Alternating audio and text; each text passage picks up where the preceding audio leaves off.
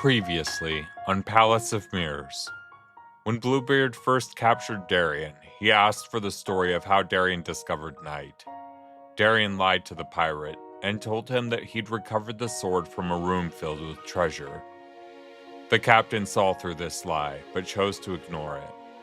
After defeating Fantasia, Darien told Bluebeard he was ready to show him the room. The captain responded with fury, but told Darien he would not be made a fool. If Darien can't deliver, the captain will take his head. And now, Palace of Mirrors, Season 1, Episode 20, A Child's Dream. Darien spread a cloth map out over his bed. His home stretched out before him in stark black lines. It took his breath away. He'd seen rough maps before. Old things sketched out by farmers.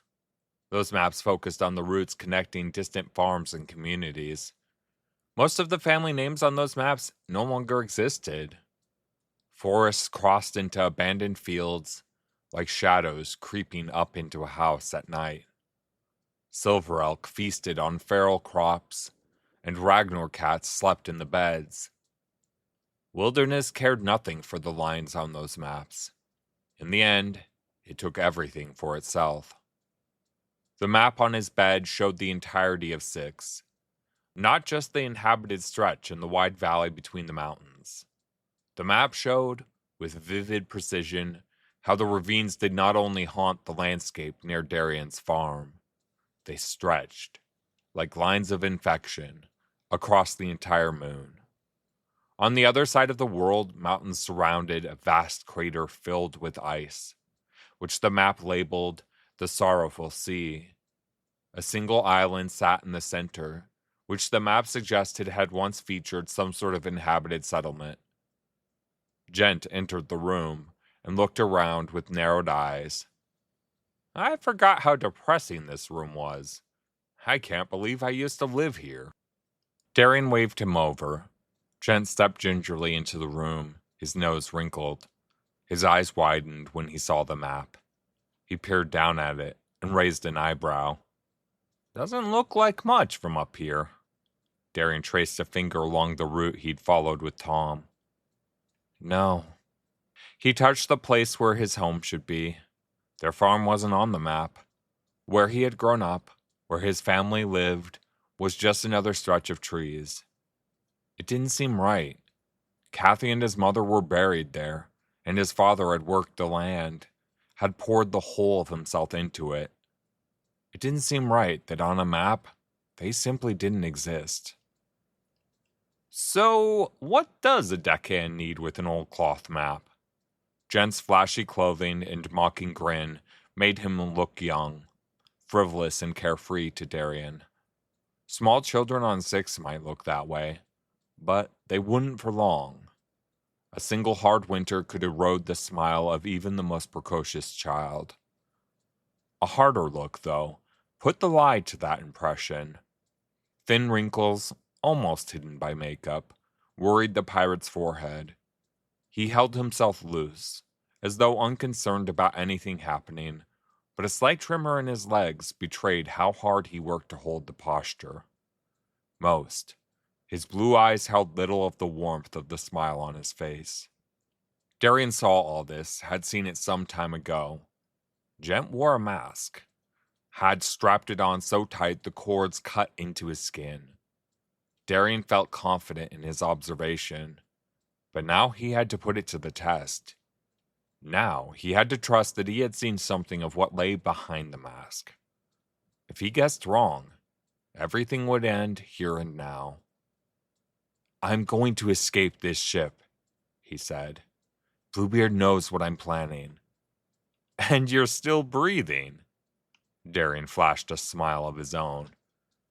You might say we're playing a game. We have been since he brought me on board the ship. Gent studied Darien a moment. You're playing a game? With Bluebeard? Why do I think the stakes aren't just bragging rights? Why did you intervene in my trial? Why not? Gent looked away. I just wanted to put Fantasia in her place. Darien moved so Gent couldn't look away. No one on this ship save you and Bluebeard wanted me to come out of that fight alive. Gent shrugged. You remind them of what they are, and that's something they'd all rather forget. And you? Don't I remind you of what you are? Gent's mask slipped, and his smile softened. You remind me of what I could be, he laughed gently. Been a long while since I thought of myself as anything but a pirate. Been a long while. Darien stared down at the map. He willed himself to make sense of it, but found only lines staring back at him. He knew how to read it, had been taught that much, but the sense and logic of the thing eluded him. How could he turn this artifact into a plan? I'm afraid, he said. Gent knelt down. You saved my life in that circle of stones. Darien laughed, sharp and jagged. If she had killed you, I would have been next. Gent grinned. That almost sounds like something I would say. Still, you saved my life. Doesn't matter much to me why you did it. What matters is without you, I'd be dead right now. I may be a pirate, but that sort of thing means something to me. Just say the word, and I'll help you any way I can. Darien's eyes widened. If Bluebeard finds out, you'll be just as dead as me. Was a time in my life I didn't think I'd stick my neck out for anyone. But then that old fool of a captain talked me into stepping into that ring to face Fantasia. Do you think I went through all that just to watch you die anyway? He flourished his cape. I saved your life and you saved mine in turn. Tell me what you need and I promise, on my word as a dastardly pirate, I'll aid you in it whatever way I can. Darien brushed shaggy hair from his eyes. His leg ached, a steady pulsing beat that nearly matched the beat of his heart. He ran his fingers along the road he had traveled with Tom. It had seemed so long when they set out. It had seemed as long as the world itself. He saw now how childish that had been. The road took up so little space on the map. He looked up and locked eyes with Gent. I have to escape from this ship. I thought maybe I could live here with Bluebeard. With you. With the hum of the star engine and the walls around me. Even with all the ugliness, I considered it. I really did. But it's killing me little by little. I look at Bluebeard and I know if I stay here I'll end up just like him. Half blind. Darien closed his eyes. For the first time in a very long time, he felt certain. He knew the path he had to follow, though he didn't know if he could walk it. Gent whistled. You'd best tell me everything, Spitface. We'll be lucky if Bluebeard doesn't space the both of us. But hey, at least then you'll finally get to see the stars. That first night, Bluebeard asked for the story of the sword I held. I lied to him. I told him I found it in a building close to the city, in a room piled with treasure. I was just buying time, hoping I could figure something out. A room piled with treasure? Gent groaned. I'm sure he saw through that before you even opened your mouth to speak it. Darien swallowed and worried the knotted tissue on his scar. It felt alien, as though it were a part of someone else's body. Yeah, he saw through it. He's letting me play it out. That's why he gave me this map. He wants me to either abandon the whole thing or take it all the way to an ending of his choosing. I was hoping you might help me figure out a third option. You want to cheat? Gent smiled with all the sharpness his mask held. Why didn't you say so in the first place? But it's hopeless, isn't it? He already knows what I want. Don't talk to me about hope. I don't have any time for it. What we need is a strategy. Darien nodded. But where do we even start? We start where every con starts. We give the man what he wants. Find someplace on that map, someplace close to the city. Tell him you found your sword there. And then what? Then? Gent flourished his cape. Then the fun starts.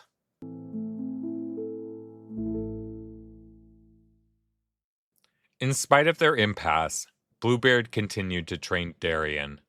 He never asked Darien about the treasure. He hardly spoke. Day after day, he summoned Darien to the training room. Day after day, they sparred. Before the trial, Bluebeard had moved slowly and never let his blade touch Darien. Now he moved with a speed that left Darien gasping and drenched in sweat.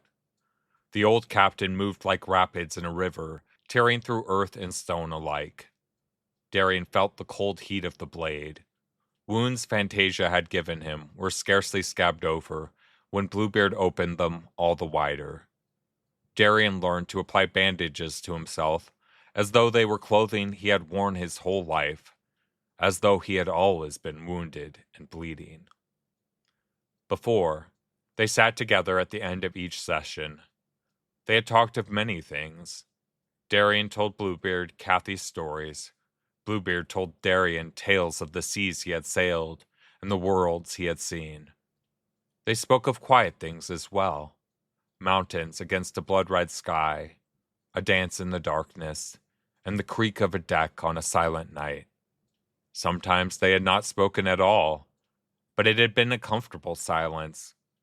Now, something different lay in their lack of words. Darien felt as though he were in a pot of water about to boil. When Bluebeard spoke, it was in grunts and commands.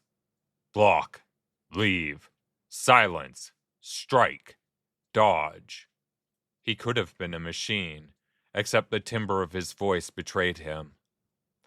Darien found he wanted only to sit with Bluebeard and tell him about the skeleton he'd come across in the wreckage on the road. He wanted only to speak of the flowers around the bones and how they had glowed even beneath the clouds. Please, Darien said, after Bluebeard knocked him to the floor. This world leaves no room for mercy. Bluebeard brought the flat of his blade down on Darien, and the world grew dark. Lying on the ground, staring at Bluebeard's scuffed boots, Darien reached up. Don't! Tears rolled down his face. It's not my fault. In the confusion brought by the blow to his head, Darien no longer lay on the floor of a spaceship. He lay in the dirt outside his home. His dry lips, cracked and caked with dust, tasted bitter. They tasted the way his father looked, towering over him. It should have been you. It should have been you, not her, who died that day. Please, Darien reached up.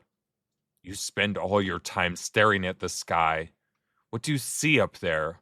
What do you see in all those clouds? Do you see anything that will bring her back to me? He shook his head, and drops spattered on Darien's face. They traced muddy tracks down his cheeks. Darien shook his splitting head. Please, please, just please love me. Bluebeard had turned away, but his shoulders flinched at Darien's words. He replied with a single word, as hard as the metal of the sword. Leave.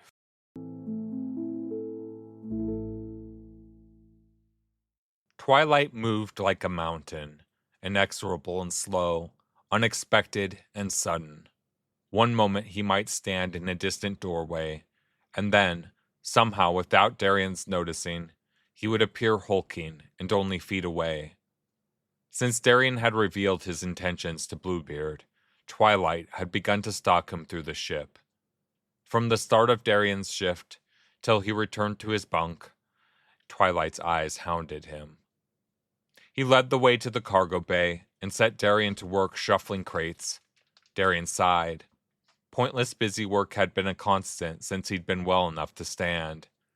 So far, he had been sent to inspect all the wiring in the ship, had been forced to survey the ship's rodent population, and been on constant cleaning duty. Between the mind-numbing chores and the ship's first officer becoming his babysitter, he and Gent had had little time to work on their plan. Twilight did not lean. He stood as though he were more statue than man. Only his eyes moved. They tracked Darien with an endless patience. Those cold eyes would not have been out of place on 6. Darien looked away, shivering, and let his thoughts wander. Twilight, the way he swallowed the light wherever he stood, reminded Darien of a story. It began with a young girl, kidnapped by pirates. Unlike Darien, she had not been invited to join the crew. Instead, the pirates locked her in a windowless room. They left her in darkness and laughed when she cried in the endless night. Time ceased for her until a furious rumble woke her from a fitful sleep. The ship bucked and rolled and threw her into the bulkhead. When she woke, her head throbbing, she found a dagger of light piercing her cell. She fell upon it like a parched man upon water. She wept until utterly emptied. Darien tripped, and the crate he had carried tumbled from his arms. Twilight's shadow fell heavy over Darien, and his voice rumbled. "Foolish boy," he pointed down. "You let your mind wander. What is so important that you'd risk my wrath?" Darien started. "I'm sorry, I was just lost in a story." Twilight snorted. "Stories make you weak. My father, may his soul rest with the stars, spun stories for my tribe.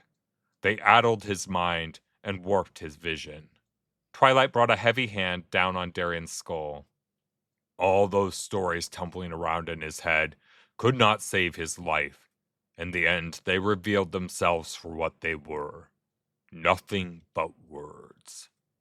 Darien could only stare mute at Twilight. As a child, Darien had seen shadows as more than a lack of light. They had been monsters, kept at bay only by the dim lights of his home and the faded gray light of day. Looking at Twilight, Darien thought no light could be bright enough to banish this man, whose very mass blotted the lights of the room. He threw himself into his work the way the girl in the story had worked to pry open the gash in her prison. She tore at the sharp metal. At last, hands bloody, she managed to squeeze out to freedom. The daylight felt as warm on her skin as her mother's arms. She stumbled in a daze from the still smoking wreck of the pirate's ship on a beach. Waves thundered, but not the blue waves of a gentle sea. These were the heavy gray waves of an ocean, ancient and unknowable. The girl fled into a forest. She fled the scattered bodies of her captors, and she fled the ruined shell of her prison. She fled the darkness that watched her from that prison, the darkness hungry for her to return. "Quiet!" Twilight's voice could have been the waves on the beach. Darien's head snapped up. "I didn't say anything." Twilight smiled, his lips tight as any prison door. "All the same, I know the words are in your head. You might as well be shouting them for all the room to hear. My father, you see, he was the same way. I loved to sit on his lap as a child, before I learned better. I used to listen to his stories, but stories are for children, and you had best leave them there." For a flash, Darien heard his father's voice. He choked out a reply. "How could I possibly live without them?" Twilight's chuckle could have been thunder. "You live for the captain now. Stories are for the weak and the lost. They are as empty as air." Darien looked into the pirate's eyes. He thought of arguing that he was lost, that it seemed to him every member of Bluebeard's crew had lost themselves long ago. He thought of pointing out that Bluebeard loved stories nearly as much as Darien, that he had saved Darien for the sake of a story. He thought of asking more about Twilight's father, what had happened to him, and what had stories had to do with it. He bit down on every word. What hope was there arguing with the mountain?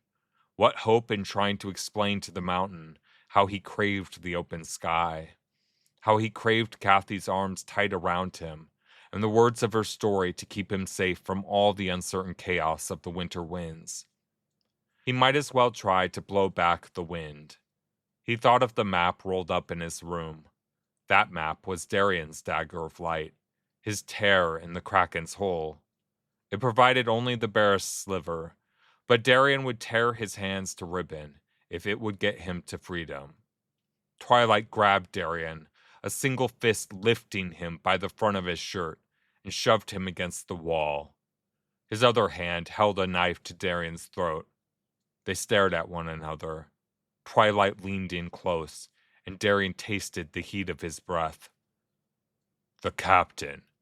He has a weakness of his own. The weakness of a kind man, of a good man. He says I have to let you live. So you live. But he also told me to watch you. So I watch.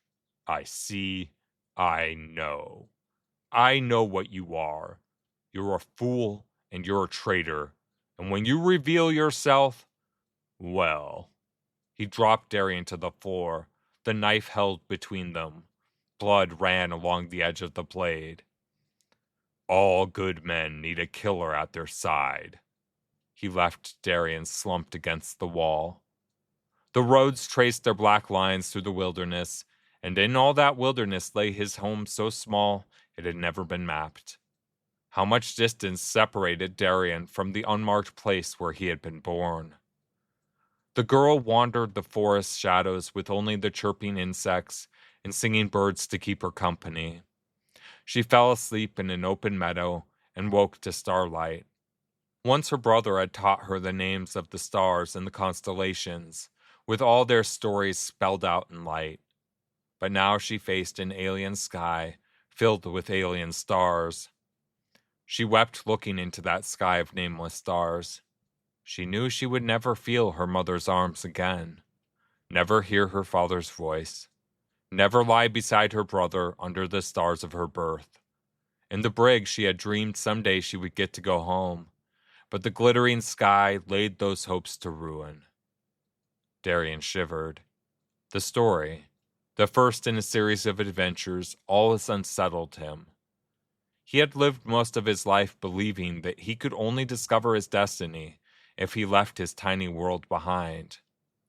The story had forced him to grapple with the possibility that if he left home, he would simply be lost.